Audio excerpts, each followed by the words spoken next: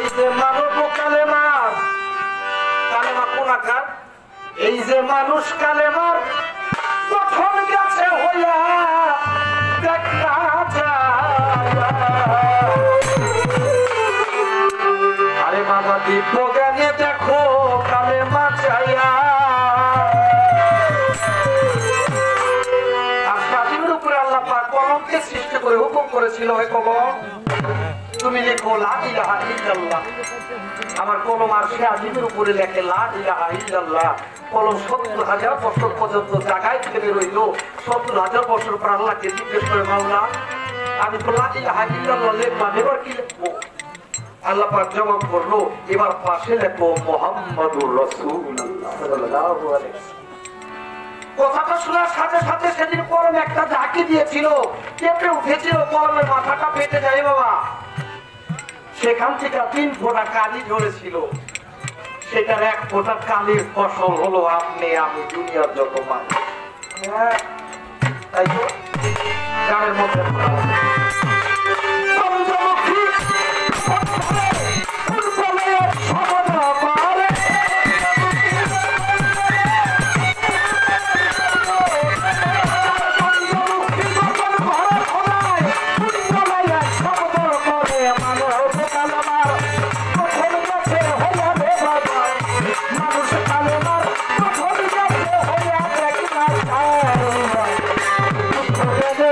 দেখো কালেমা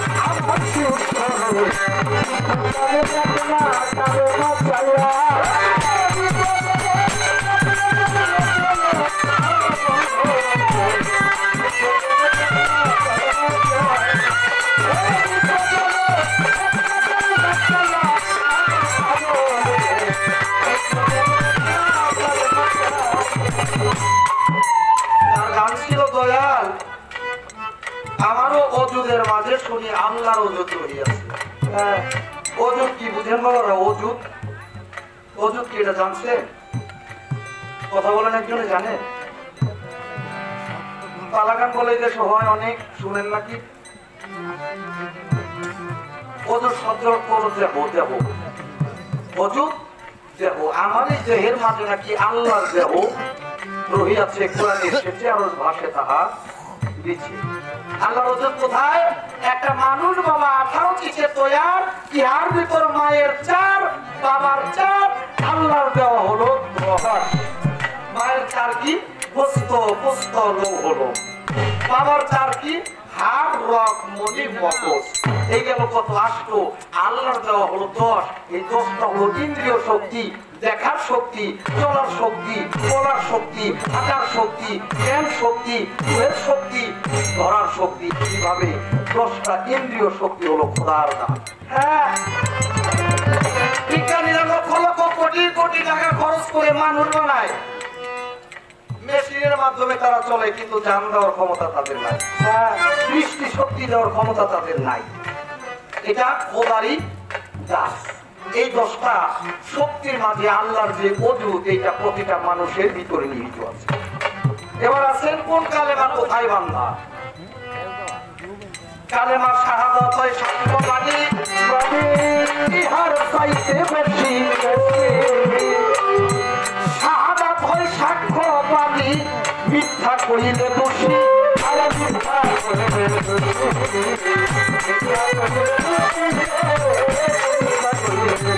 কালেমা শাহাদাত এটা কোথায়?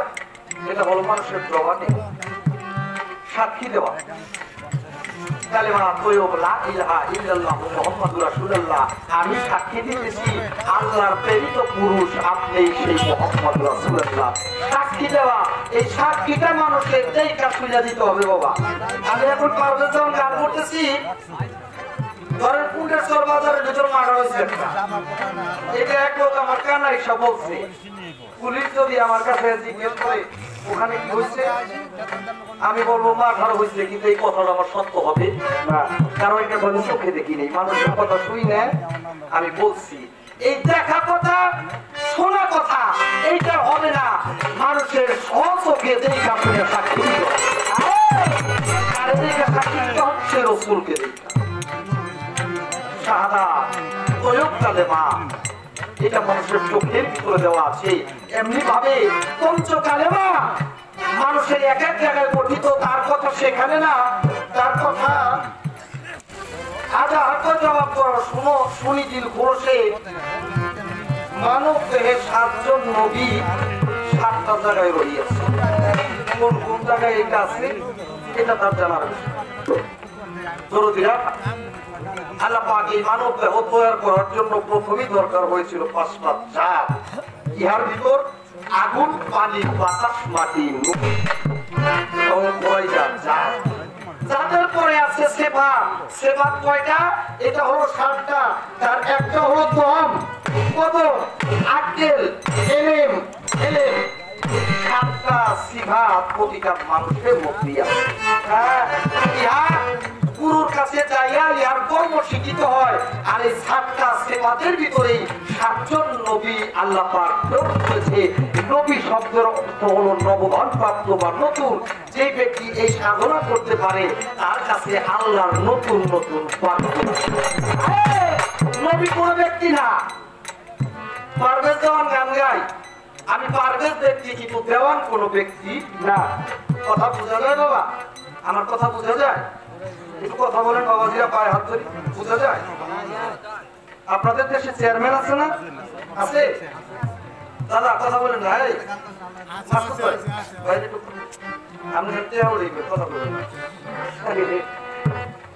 ও বাবা, এই চেয়ারম্যান যিনি আছে ওনার আগে কি চেয়ারম্যান ছিল না?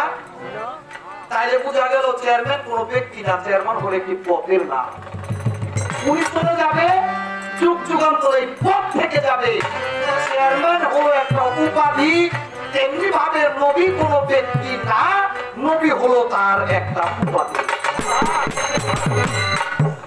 আহমদ, মোহাম্মদ, রাসূল, নবী চারজনে একজন ব্যক্তি না। অনেক কথা বলার ছিল, কিন্তু ওই যে বলছি মনের ভিতর ভয় লাগে। আল্লাহ পাক দয়াল নবীর নূর মোবারক সৃষ্টি করে আসে আতিমের উপরে লক্ষাধিক ফেরেশতা নিয়া আল্লাহ নিজে নবীর দুরূদ পড়ছে। দুরূদের বাংলা হলো প্রশংসা করা। এই জন্য আসমান নিয়েছিলেন আহম্মদ, এটা ওনার কর্মের টাইটেল। আহম্মদ শব্দের অর্থ মহাপ্রশংসনীয়, মানে উনি মহাপ্রশংসনীয়। দুনিয়ার ভিতর আসার সাথে সাথে দুনিয়া আলোকিত হয়ে যায়, ইবলিসের বাসা ভেঙে যায়, অগ্নি পূজারীর অগ্নির আগুন নিভে যায়। এই জন্য আল্লাহ পাক তার একটা নাম দিছে, এটা হলো মুহাম্মদ। মুহাম্মদ আরবি ভাষা, এটার বাংলায় হলো মহাপ্রশংসনীয়। এটাও তার নামের টাইটেল। তার জন্য বেনালা, বেনালা কি নাম না, এটা ওর কর্মের একটা টাইটেল হইছে। এবার আসেন নবী।